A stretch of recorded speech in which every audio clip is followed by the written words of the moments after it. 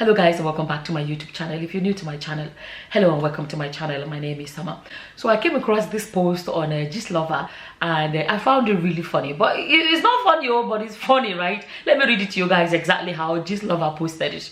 So it says, husband tells man to undress and start again after catching his cheating wife with a strange man in their matrimonial home in Delta State. He says he wants to see the style he's not doing that makes his wife to cheat on him. Right? When I saw this, I laughed and laughed and laughed. To be honest, it's funny, but it's not funny. Because on one hand, like, I can always see people in the comments say, the man is even, he's interested in learning. I'm gonna try. The man is even interested in learning and improving in areas he may be lacking and stuff like that. I had a lot of funny comments, but the thing is, I know it's funny and all of that, but let's be honest, right? This is one of the things about unfaithfulness. Unfaithfulness, to a great extent, makes the person that they cheated on, like the man that found his wife cheating or a woman that found out her husband is cheating, it makes the person question themselves like, am I not good enough? What am I doing wrong that will make this person do this?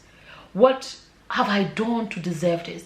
I must be lacking in this or that or that. I've shared my own story of experiencing unfaithfulness, and I can tell you that, especially if you love the person, is one of the most painful things you would ever experience.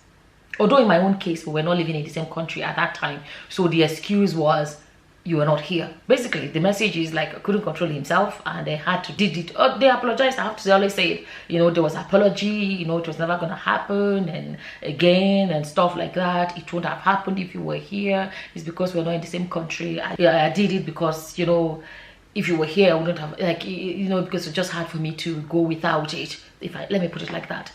But I can tell you that even with all the apology and all the explanation and everything, it killed something in me. It is painful. I know this post is funny, but it is painful. And my personal experience is you will never see that person the same way again, ever. It's hard. Let me say, everybody have a history, how, people live their lives before they met. But the thing is this, even if a man decides that, okay, you were a prostitute or you were whatever before I met you, people can say, okay, the day we became a couple, that's your past.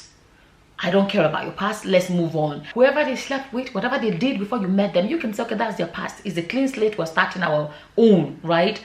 And when the person then goes out and be with somebody else, when you have made it a life together, this is my experience, right? For you to look at that person and just feel irritated, for a woman, you're playing in your head where the snake between a man's leg, you just imagine where it has been. And I'm just speaking of the mental aspect, because this man that said, for him to say he's going to sit down here and watch you guys do it again, for him to see what be the thing where they do sorry what is that thing? You don't know what he's doing to him. You don't know it is the pain from his head that he's expressing. Like I'm saying, it's funny, but that is what he's questioning himself. I'm glad he didn't go to a violent way of addressing it. But that is him going, like his head is trying to process it. He is hurt. The emotional damage, the way I explain it is this, right? I think I've explained it before. It's like a part of a beautiful plant has been cut off. It's like something you actually mourn. You see, and then, like me, in my own case, when I experienced it, this, in my language, what I used to call a pet name was Nkem, meaning my own. But when you find out the person has been with somebody else, like this is just me using my own personal experience to explain it. And why I'm using it is not necessarily about bringing my past or whatever, but it's just that to show that I understand it from a personal standpoint, right?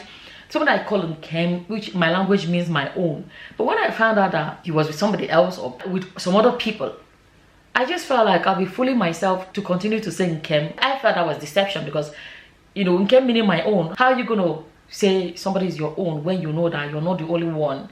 Like, I'm just saying that I couldn't just bring myself to continue to say Nkem because it's like our own. That's how, honestly, I couldn't bring myself to, and that was, to be honest, from then henceforth, I just couldn't bring myself to use that word again. It killed a part of me that never, even though we moved forward with our lives and and all of that, and it was never the same again. You know what I'm trying to be a bit deep about it is, I really want people to sit down and think about it. You're a married man, you're a married woman, your marriage is going well, you know everything. Think twice before you step outside, because you can ruin that beautiful relationship beyond repair. Not only that, the emotional damage, the hurt you would cause your husband or your wife is hard to explain. Before you do it, ask yourself, are you really willing to go down that route? Does that man or does that woman deserve what you're about to do to them? How would you feel if it was done to you?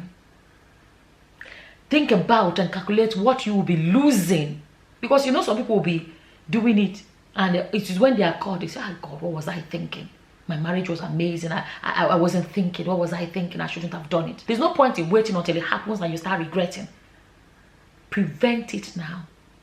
Cherish what you have. Don't destroy it. What you would not like to be done to you, don't do it to someone else. For me, why I struggle to understand unfaithfulness in a marriage is this. I cannot imagine myself in marriage go and strip in front of another man. Personally, I see it like I'm bringing myself down. I'm being honest. If I'm single, I'm a free agent, right? I'm just saying, as a single man, single woman, you're a free agent. But when you have decided to couple yourself with somebody and be husband and wife, when you go out there to take off, I always wonder, how do they do it? How do you start taking off your clothes in front of another person that is not your husband or is not your wife? As a married person, how do you do it? You know, I'm not coming here to say I'm a saint, but it's not something I have ever done. I can't imagine. And if you know that I'm married and you are approaching me, I feel insulted that you will come and approach me. For what reason?